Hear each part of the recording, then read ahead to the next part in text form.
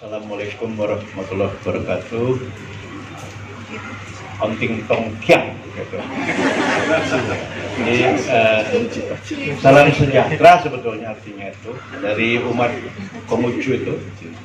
Tetapi ada 3 sebutan yang susah-susah itu kalau dilapal lidah gitu ya. Tetapi sebenarnya salam yang paling netral itu salam sejahtera. Itu mewakili semua. Kalau misalnya waktunya sekian menit itu salam sejahtera gitu aja. Supaya tidak ada yang tertinggal. Tadi sudah disampaikan sambutan dari Napi dan pemangku karya itu Manggalo karya ya. Menerima tugas begitu tuh jangan dibuat ribet gitu ya. Karena kalau serba target stres kita ya. Seperti hari ini pun misalnya target harus minimal sekian hadir, nggak usah sekarang karena siapa yang sempat, semua itu sama dengan kita menghadap yang Maha Kuasa, harus lascarya gitu, tulus ikhlas kita bertemu supaya salah satu tanpa perlu disebut mengapa kakak kita Mbok Indrawati dan suami ini jereng terus. Ya obatnya salah satu sering-sering aja datang acara apa saja kalau nggak memang ada kesibukan yang sesungguhnya gitu, seringnya datang. Komunikasi nggak ada yang perlu disimpan gitu kan. Nah itu antara lain. Obat itu tidak hanya minta resep dokter, tapi dibuat sendiri ramuannya itu, termasuk mengatur acara itu. Dari dulu kita penyakitnya itu kalau nggak sibuk nyibuk, aku sih sempat ini, akhirnya jadi kebiasaan. Aku sih sempat ini, padahal sebetulnya bisa. Nah, inilah. Yang terhormat Pak Kepala Sekolah tadi sudah menyampaikan pejangan, kemudian barangkali di sini ada guru-guru ya, bagian mantan guru juga. Mohon maaf nih mantan yang mana? Mantan guru yang hadir di sini perwakilan karena kebetulan di hari ini seperti yang sampaikan hari baik ada yang punya acara serupa di Tabanan, termasuk mantan guru juga pada datang ke sana. Tidak apa-apa, ya, sama-sama ya. Di sini senang, sana senang, semuanya kita auranya kita lebarkan kesenangan. Teman-teman para senior yang tergabung dalam tugas Mansa, ada yang sesepuh sudah sebenarnya. Dan walaupun sebutan sesepuh, kalau diklik sekarang di WA group, beliau itu masih aktif sekali. Andalain Pak Atta Negara itu luar biasa. Itu boleh dicontoh rahasianya apa itu ya, supaya bisa terus spiritnya. Kemudian tentunya adik-adik yang lulusnya di bawah 80 ya, yang 80 Niki Prof Aryo 80, Ayu Karuni, Dr. Suwari Niki yang 80 Gus D 80. Kan wenten jeda 6 bulan waktu nikah pergeseran. Harusnya 79 Juli jadi 80. Jadi terjadi penuaan di sekolah. Kemudian tentu ya anak-anak sebetulnya ya yang masih sekolah sekarang diwakili oleh OSIS dan anak-anak ya. Saya ungkapkan rasa bahagia ya di usia Ika Semangsa 22 tahun ini ya, adalah kalau dari pengelompokan usia-usia yang sekarang dirancang itu, dia generasi Z ini ulang tahunnya ya, generasi Z itu umur yang sampai mulai 9 sampai 24 tahun. Nah, yang di atas itu milenial. Nah, tentu orang kalau di sini ada jebolan ya mungkin istrinya Pak Dedi atau Pak Dedi sendiri, kalau psikolog itu udah paham sekarang ya. Secara dasar fisiologis itu level-level usia itu punya fokusnya masing-masing gitu. Lalu usia sekian ini fokusnya apa, usia sekian ini fokusnya apa, sehingga kalau paham itu bisa sebetulnya membuat acara yang bisa menyatu semua itu. Ada garis merahnya itu. Artinya kalau anak-anak kita sekarang yang belajar ini itu begitu mereka ngumpul menjauh dari kita itu, apa yang dicekakak-cekikikin itu pasti beda dengan yang di sebelahnya, beda dengan yang itu. Nah ini secara psikologis karena pengetahuannya itu baru dibedah. Apakah hal begitu dulu nggak ada? Nggak ada sebetulnya. Maksud apakah penyakit baru ini memang penyakit baru betulan? Bukan, temuannya aja baru. Hal itu sudah ada. Seingat saya dulu kalau di kampung, kalau ada yang dokter nggak menemukan, sakit sehingga di orang. Paling cepatnya itu kena apa dan tuh kesalahan gitu kan.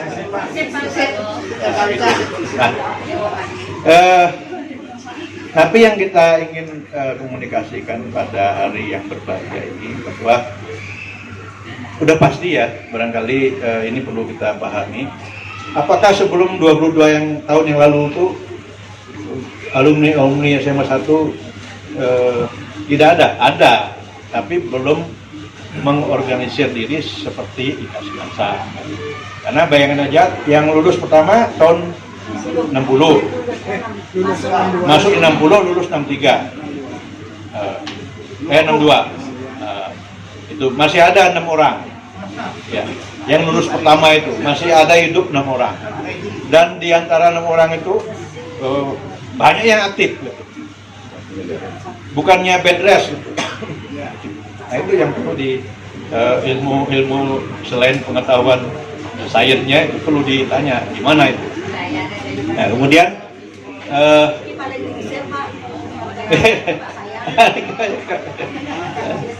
ya tentu saya rasa bahagia itu saya ungkapkan dan sekaligus rasa terima kasih ya kepada seluruhnya atas meluangkan waktu untuk hadir di sini. Yang pertama tadi Tunas Kecil, kini ada Utara, susunan supaya hal-hal baik, hal-hal yang kita idam-idamkan itu menjadi realita yang kita hadapi.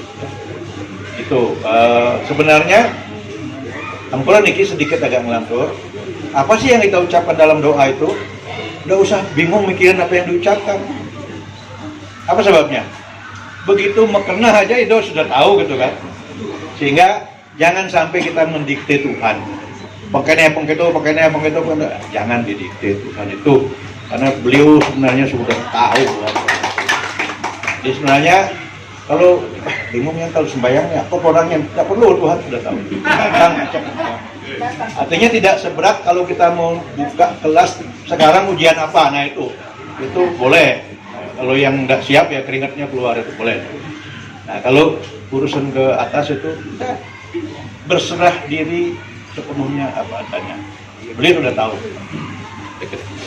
Nah apa sih yang kita buat dalam ikatan IKAS Mansa itu? Hanya coba untuk dikristalisasi aja. Yang udah hubung ke teman-teman, adik-adik, senior, apa sih organisasi alumni yang sebagian besar ini sudah tergolong sepuh menurut Indonesia, tetapi menurut PBB itu masih pemuda dan orang tua, baru nih belum sepuh, karena sampai umur 80 itu masih dianggap itu. Saya pemuda masih. Nah itu, jadi tiga yang kita coba jadikan apa yang mengikat kita itu fun gitu. Kita harus sebanyak-banyaknya ketemu dalam sukacita. Artinya egar manah gitu. Jadi garjite gitu. Karena obat itu, garjite itu obat. Kan ada yoga ketawa itu, dipaksa kalau nggak pernah ketawa, ketawalah. Karena kalau bulemin terus, dikit-dikit ya lama-lama jadi begitu. Ya, udah ketawa aja, buang. Nah itu fun, harus fun. Yang kedua care. Kalau sudah sering ketemu, itu kan apa ya, sisi-sisi rasa itu mulai terobati, tumbuh kembali. Pasti tumbuh empatinya. Gitu. Nah, dengan empati itu wujudnya apa? Ya harus peduli. Peduli dengan ya kecil-kecilan lah. Kalau kita peduli itu tidak lihat dari unsur materi, tidak. Apa sih ekspresi dia ketika dia empati gitu. Mungkin ucapan gitu.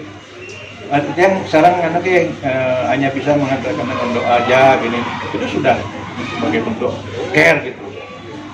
Daripada memegang, dia memegang sehingga di orang awam apa yang kita pikirkan nggak ada orang tahu, tidak diekspresikan dengan ucapan. Ya, kalau orang psikologis ini itu bahasa cinta ada 5 itu. Ya.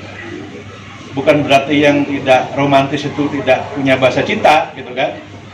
Ternyata orang diam tapi diam-diam ngirim bunga, gitu kan? Bunga deposito lagi kan? Nah, kemudian empower ini yang penting. Apa sih sebetulnya? Sayang kalau potensi-potensi itu kita tidak manfaatkan. Ya. Potensi apa? Udah 11.000 alumni. Kalau dipotret termasuk yang sudah pensiun, dulu pernah bertengger itu di bidang-bidangnya masing-masing, di pemerintahan, non pemerintahan, di swasta, di pernah. Rio Koruni pernah tahu seluk-beluknya Bank Mandiri. Punya sekarang ini angkatan 88 dirutnya Citylink. Nah, artinya tidak ada yang ujuk-ujuk, semua lewat proses. Artinya perjalanan itu bisa diceritakan, bukan untuk ditempuh apa adanya, tidak. Memberi inspirasi paling tidak. Nah, terutama kepada anak-anak yang masih di sini. Tentu sekolah mengakomodir. Ada nanti dialog-dialog, baik personal maupun ada momen-momen tertentu yang diberikan kepada salah satu atau 2 alumni kita menceritakan best practices-nya, keterujiannya dalam menghadapi perjalanan hidup itu sehingga dia mencapai tanda kutip keberhasilan atau sukses ya yang manfaat bagi dirinya dan bagi orang lain. Nah itu tidak ada di perpustakaan yang gitu-gitu. Dan itu tuh istilahnya telling true story yang sifatnya itu prestasi. Nah, tidak bisa instan itu, pasti ada proses. Ya, bukan hanya akhirnya itu yang wah dia dapat, bagaimana dia mencapai itu, pasti ada. Nah, prosesnya itu yang perlu diketahui oleh adik-adik karena dia sedang dalam. Nah tadi disinggung, yang kebetulan sebagai orang tua yang nama dia Untung, bukan di sekolah di SMA di angkatan tiang dia nggak pernah dipanggil Tut Yoga, nggak pernah. Untung dipanggilnya gitu. Ya karena Untung mungkin ya yang beruntung mendapat info-info yang tepat pada waktunya. Begitu anak yang mulai lahir, mulai katakanlah mulai harus mengenyam pendidikan itu PAUD gitu, PAUD sampai gitu. Sudah ada di Jakarta itu bagaimana cara mengetahui bakat anak, talenta atau sujana bahasa Balinya itu. Kesujanannya apa ini? Bakat terpendamnya itu apa? Mengapa ini penting? Nah, penting. Mungkin ada kaitan atau tidak, saya nggak terlalu pusing karena saya bukan peneliti. Mengapa di negara maju yang ekonominya nggak masalah, di Jepang misalnya itu, dia tidak ada orang kelaparan di situ. tidak ada orang foto di situ. Kok angka bunuh dirinya usia remaja, usia ini tinggi? Why? Kenapa? Nah, ini mungkin perlu diketahui. Jadi ketika dia berkembang sesuai dengan bakat alami yang dia miliki, sampai kapanpun bisa itu dikembangkan. Tapi kalau karena dia sekedar karena ikut rame-rame, pada saat tertentu kreativitasnya habis, karena bukan miliknya sendiri, ya, bukan inner passionnya dia gitu. Passion orang lain dipinjam karena wah, lu ngesan nih coba begitu sampai pada puncaknya frustasi dia karena bukan asli milik dia. Oleh karena itu dia tidak dipesanin juga ya. Pak Deddy kemana dia? Karena kebetulan ada ini, mungkin ada banyak sekarang di Denpasar yang bisa merekam sidik jari anak-anak yang masih SMA masih mungkin. Saya ini zona pengembangan saya di mana? Saya ini art. Kalau art, makanya tidak berlaku hukum dulu tuh. Apa tuh dapat matematika 6? Parah benar. Tetapi dia seni, orang seni. Orang seni dengan matematika agak jauh hubungannya gitu. Oleh karena itu, pendidikan yang holistik di luar sana, dia mengembangkan anak itu sesuai dengan bakat minat yang dia miliki. Jadi kalau tidak, lah, raba matematika moneh, lah ya saya bisa gambar, atau kan ya atau kan ya hal yang wajar aja gitu, karena tidak ada, hanya sedikit orang yang multi talenta, hanya sedikit. Oleh karena itu perlu ya, adik-adik OSIS perlu yang punya orang tuanya punya bekal gitu. Syukur-syukur ada dengan Pak Deddy itu bisa diskon gitu ya. Perlu mengetahui saya ini berbakat bidang apa, sehingga jurusan yang saya cari nanti yang member dengan itu, supaya bekerjanya nanti jalurnya juga. Sekarang di negara berkembang termasuk Indonesia, saya sarjana hukum, tapi kerjanya di mana? Bang. Gitu. Karena itu tadi ya, dia tidak ada konsistensi karena kekurangan fasilitas itu, ketidakmengertian dan sebagainya. Mudah-mudahan suatu ketika nanti kompetensi itu dengan pendidikan kita kan nggak pendek, panjang. 6 tahun, 3 tahun gitu kan. Nah, kalau sudah sekian panjang terus nggak konsisten, dia di Jakarta banyak ngantongin di jasa dokter, prakteknya garmen. Ampunan iki. Jaka sembuh bawa golok. Tidak nyambung, Bo. Tetapi ya hidup dia. Kenapa? Kebetulan garmen itu bukan hal yang umum, masih punya pasar sendiri. Tetapi apakah happiness-nya gitu, kesenangannya itu relevan dengan passion-nya yang sebenarnya dia miliki.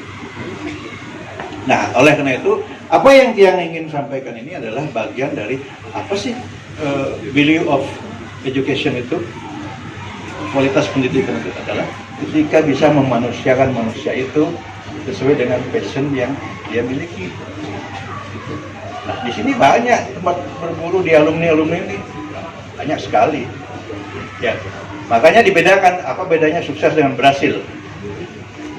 Nah, sukses itu ada kalanya ya materi yang kelihatan aja gitu, bahwa di dalamnya orang tuh berkecamuk, orang nggak ngerti gitu. Apa yang dicari sebetulnya? Smile-nya itu smile alamiah. Kenapa? Nggak ada beban dalam hatinya, termasuk dalam pekerjaannya. Itulah dia sebenarnya yang dicari, kan gitu. Termasuk saya juga sampai hari ini mencari itu. Gitu. Tidak ada yang sudah selesai, tidak. Karena mengapa kita lahir kan masih kepilih tangan gitu kan. Cari-cari gimana caranya bisa lunasi kredit itu pelan-pelan sampai menunggu anyungan api gitu kan. Nah, kira-kira beberapa. Sehingga dengan PAN, CARE dan Empower itu, di Empower inilah ya, tidak hanya formil kita bicara di sini kekeluargaan ya. Adik-adik selain memang mencari literasi di perpustakaan fisik maupun non fisik, termasuk di nanya ke mbah itu, tidak ada salahnya nanya ke yang masih ada ini, alumni ini. Nah, nanti suatu ketika boleh ada dialog mungkin yang mungkin akan berkoordinasi dengan teman-teman senior dan alumni ini, berapa yang volunteer nanti akan bisa berdialog dengan adik-adik perwakilan SMA OSIS misalnya tentang prospek untuk mengisi diri dalam rangka menyambut tantangan ke depan. Ya, sekarang kan akibat kemajuan teknologi ini banyak sekali disrupsi gitu kan. Pandemi aja kemarin, endemi membawa disrupsi juga. Pedagang-pedagang dadakan banyak yang konvensional maupun yang memanfaatkan digital banyak. Tetapi suatu ketika sudah normal dia akan kembali lagi, dia ada passionnya nggak di situ. Kalau enggak dia akan kembali. Oleh karena itu, mari kita ya manfaatkan ini dengan baik. Nah, saya sedikit menjelaskan di sini organisasinya sudah ada. Nanti saya share aja nanti kepada ketua OSIS supaya mengenal IKAS Mansa itu ya. Kemudian saya perlu jelaskan bahwa IKAS Mansa ini dengan adanya undang-undang tentang ormas mulai tahun 85 yang nomor 8 tahun 85 itu, terus ada undang-undang yayasan. Nah, undang-undang itu pun terbentuk karena fenomena-fenomena yang terjadi di Indonesia. Semua maksudnya itu dalam penertiban. Yayasan dibuat juga untuk penertiban. Apa sih waktu itu puncaknya? Siapa yang tidak ingat dulu yayasan Super Smart, yayasan begini, yayasan begitu? Ya, judulnya kegiatan sosial kemanusiaan. Kenyataannya bahasa Inggrisnya ditilok gitu kan. Itu kan? Nah, sehingga diadakanlah reformasi di bidang itu diatur. Sehingga yayasan itu harus merupakan badan hukum resmi. Nah, dia diikat oleh undang-undang. Kegiatan yayasan itu dibatasi dalam 3 kata: sosial, pendidikan, kemanusiaan. Embel-embelnya non-profit. Perkumpulan kita ini baik didaftarkan maupun tidak sama non-profit juga. Bergeraknya di bidang sosial, pendidikan, kemanusiaan. Tidak boleh langsung ngalih-ngalih pis gitu, nggak boleh. Nerima bantuan boleh, nerima bantuan gelap nggak boleh. Bantuannya harus trust. Gitu. Karena apa? Jangan berpikir dia akan tetap kecil. Begitu dia berkembang, mulai ada yang nanya. Jejaknya nggak akan bisa dihapus. Sehingga dia harus tertib. Jangan takut kecil. Yang penting clear and clean gitu. Jangan bangga besar. Begitu mau dimasukin, jangan. Aduh nak melalung gitu. Gitu kira-kira. Jangan. Nah, itu mari kita ukurannya bukan besar kecil, tapi ukurannya seberapa besar kita mau membanggakan diri. Itu. Nah, kemudian ada sekarang 2 yang dikenal mungkin. Tadi kalau ketua panitia bilang 3 tahun baru mengenal. Nah, ada juga yang sudah ada lahir yayasan. Nah, saya tidak tahu yang disebut tadi yayasan itu yayasan milik sekolah ini resmi atau yayasan yang menggunakan bagian dari alumni. Ada yayasan yang menggunakan bagian alumni. Tetap yayasan itu adalah non-profit. Atas nama yayasan tidak boleh berbisnis. Tetapi yayasan boleh membangun badan usaha. Mulai dari koperasi, CP, PT gitu. Dia yang boleh berusaha. Nah, profitnya itu di-share ke yayasan. Yayasan tugasnya membelanjakan untuk 3 hal itu: sosial, pendidikan, dan kemanusiaan. Dia tidak boleh berdagang istilahnya yayasan. Yayasan itu harus menggunakan tangannya untuk menunjuk, mendirikan entah koperasi, entah CP. Nah, inti dari undang-undang itu supaya jangan semawut gitu, nggak boleh. Udah diatur. Nah, itulah kira-kira. Nah, mohon, mengapa hal ini saya sampaikan? Sekolah-sekolah dengan sivitas akademis yang masih aktif ini, ketika nanti ada kerjasama dan sebagainya itu, disitulah tempatnya kita untuk mensaring. Ini bidang kerjasamanya menyangkut apa ini? Nah, kalau sampai sudah menyangkut profit, harus sesama profit, gitu. Harus. Nah, kalau hanya menyalurkan, itu namanya kita sebagai eksekutor dari kegiatan yang tiga itu, sosial, itu perlu saya sampaikan. Sehingga pertanyaannya mungkin kalau ada, apakah yayasan yang dimiliki oleh alumni yang kemarin itu dengan IKA Semansa ini menjadi satu kapal? Tidak. IKA Semansa di dalam ADRT-nya sudah saya baca, yang ada sekarang itu tidak menyinggung adanya yayasan itu. Ya, tentu yayasan itu punya mekanisme sendiri. Nah, kalau yayasan itu menyatakan bagian dari dirinya jadi dari alumni, harusnya ada komunikasi. Karena kan itu ada, paling tidak ada sisi-sisi moral dan psikologisnya. Kalau yayasan itu positif, ikut ke bagian positifnya. Kalau nanti mana tahu negatif, karena imbas semua. Alumninya gini, padahal seperti tadi nggak tahu menahu misalnya gitu. Oleh karena itu mari ya, saya maksudnya saling mengingatkan di era tertib ini, sebisa-bisanya kita coba ikut ada alur yang, nah itulah kira-kira. Nanti akan kerepotan misalnya, kan zamannya sekarang ketika terjadi pemeriksaan gitu kan oleh BPKP, BPK gitu kan, itu memang tidak selalu seluruhnya menjadi sasaran. Sekali-sekali nanti SMA 1 menjadi objek gitu kan. Nah, jangan sampai ada yang disclaimer. Apa disclaimer itu? Tidak bisa diawasi karena semuanya di luar aturan gitu. Padahal negara mengharap semua harus ikut aturan. Nah, itu kira-kira. Ya, disclaimer itu ya susah untuk menilai karena tidak ada.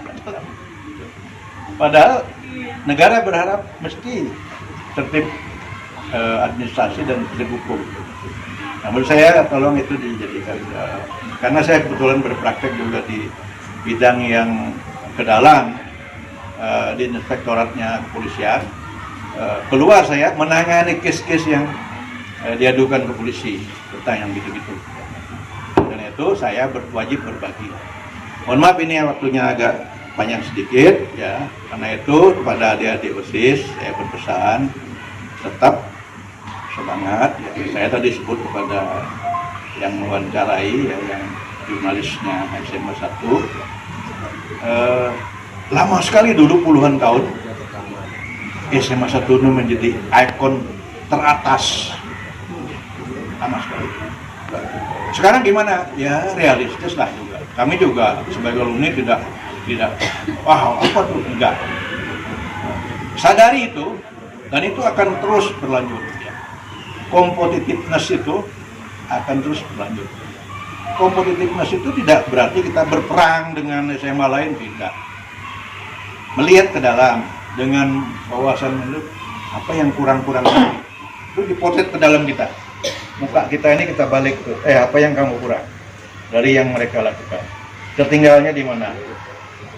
Bergurunya kemana? Nah, berguru ke perpustakaan termasuk kepada alumni. Nah, pasti supaya teruslah tidak ketinggalannya boleh 1-2.